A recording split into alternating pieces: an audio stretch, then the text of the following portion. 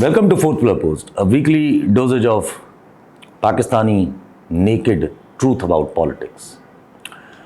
There are moments in history when clarity should strike like lightning. This is not one of them.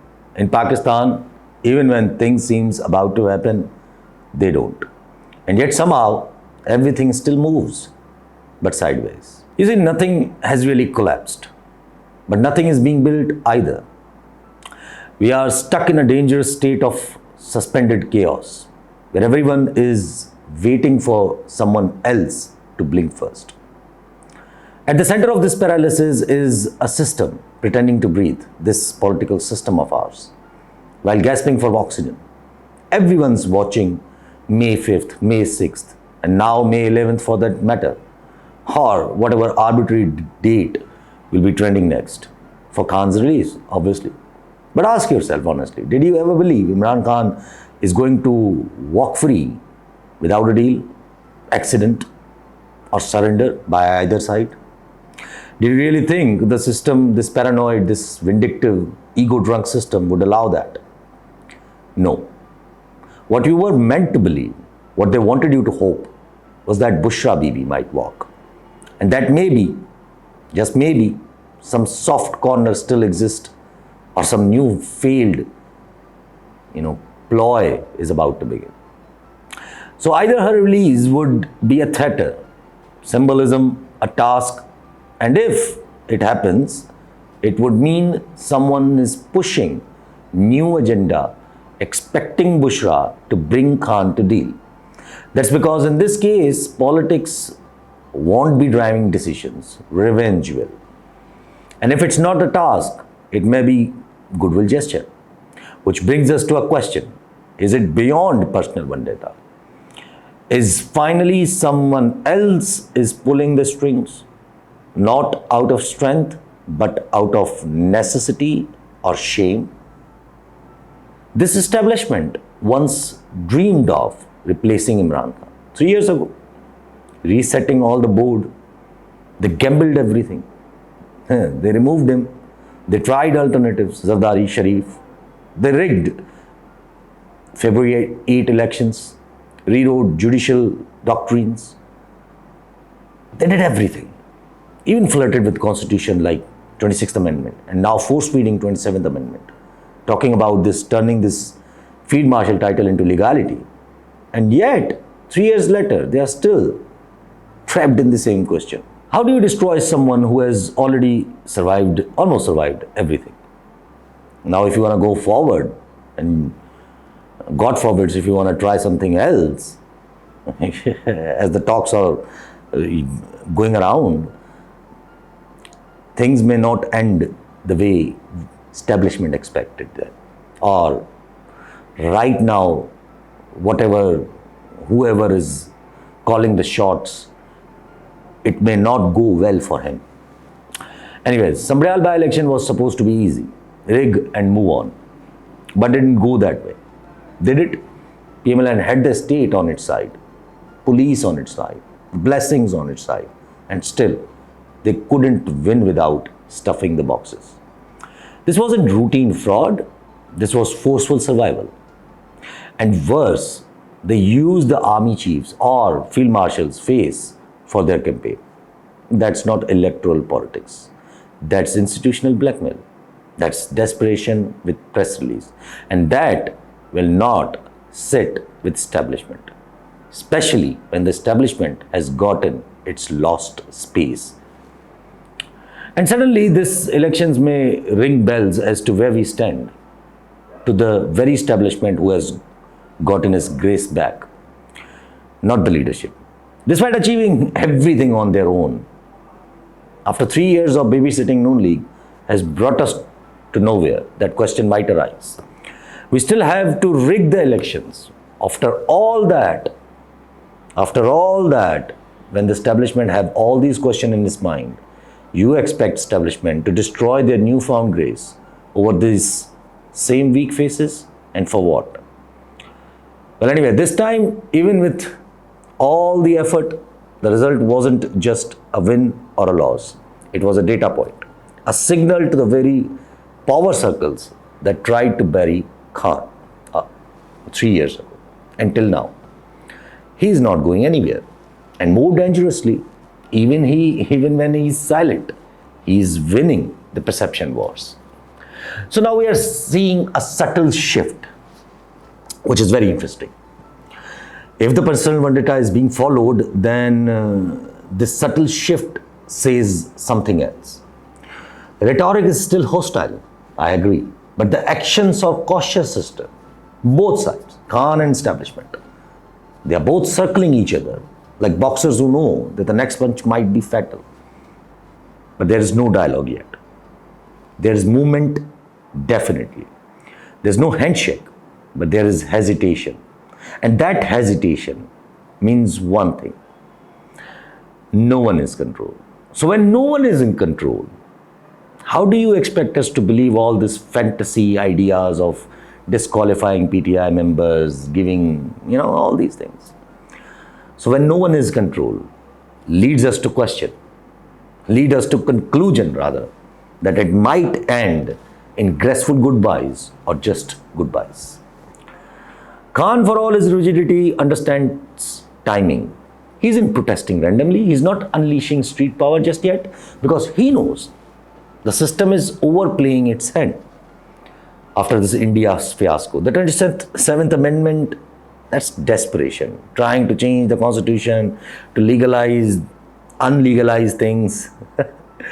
Legalize this symbolic military title and whatnot. That's not statecraft. That's legacy laundering. If Field Marshal was such a legitimate military need right now, as Nawaz Sharif said, why aren't we promoting a 4-star general to replace the outgoing ones? Why is there a legal ambiguity still there? Because it's not about the rank, it's about holding the chair hostage for the political insulation. And if Khan agrees to it, Khan agrees to legalizing all that things, and if Khan agrees to that, that means a negotiated exit. That definitely means a negotiated exit for both. One out of the scene and one into the scene. That too will come with the terms on Khan's side. But what if they, but if they push it without Khan's consent? Who cares about Khan right now, as the people say? That means it will be force, or worse, coercion dressed as consensus, which may lead to accidents and which may lead to just goodbyes, not the good ones. Meanwhile, the state is reaching for crypto diplomacy. Yes, really. Trying to appease Trump-era allies by offering a playground for laundered money, masked as innovation. They're talking about creating reserves out of confiscated Bitcoin. Even as we lack electricity to mine it, IMF permission to regulate it, or infrastructure to secure it. We can't even protect our voter data. And they want us to believe that we are the future of decentralized finance. And who is selling this fantasy? A poster boy doing interviews nobody knows about, floating the idea that Pakistan's financial salvation lies in laundering foreign crypto through reserve holdings. Let's be blunt, this isn't innovation. It's not even strategy. It's a bailout scam disguised as fintech, one that puts us in the crosshairs of FATF, IMF, and every intelligence agency watching dollar flows.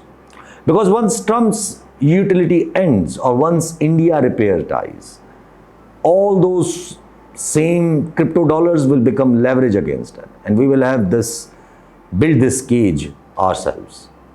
We already had a leverage plan, a very good one: minerals, rare earth, cross-regional supply chains, this Uzbekistan, railroads, everything. That was real play. That is real play. Until the internal ego buries it under the political noise. Now, we have replaced it with the meme coins and poster boys. And for the time being, Bilawal's sarcasm. And all of this, crypto stunts, amendments, rigged votes, it's happening during the only geopolitical window Pakistan has had in years. Modi is weakened, Adani is under pressure, US pressure, India is diplomatically cornered, and West is actually, for once, interested in Pakistan's version of stability. But what are we doing? Fighting over personal vendettas, wasting this leverage burning time. This is the most tragic part. While India is being humiliated on the global stage, this G7 snubs where India is being kept out, Adani's sanctions,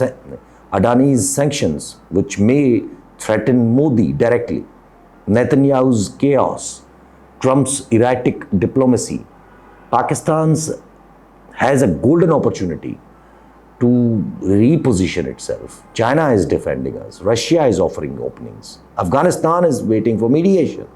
Even America, though cynical, is listening. And instead of capitalizing, we are discussing whether Bushra Bibi should smile in court or not. Let's not pretend this isn't deliberate. Let's not pretend that the state doesn't know the window is open and it may close soon. The problem is it doesn't care, because the focus isn't on opportunity, it's on control. And at the cost of what? Control at the cost of what? Everything. And don't get me started on Balochistan. The new laws allowing secret 3-month detentions in rehabilitation centers are a dystopian joke. These aren't camps. These are political erasers. You can't de-radicalize alienated population by proving every fear they already have. You don't fight insurgency with abductions and secrecy.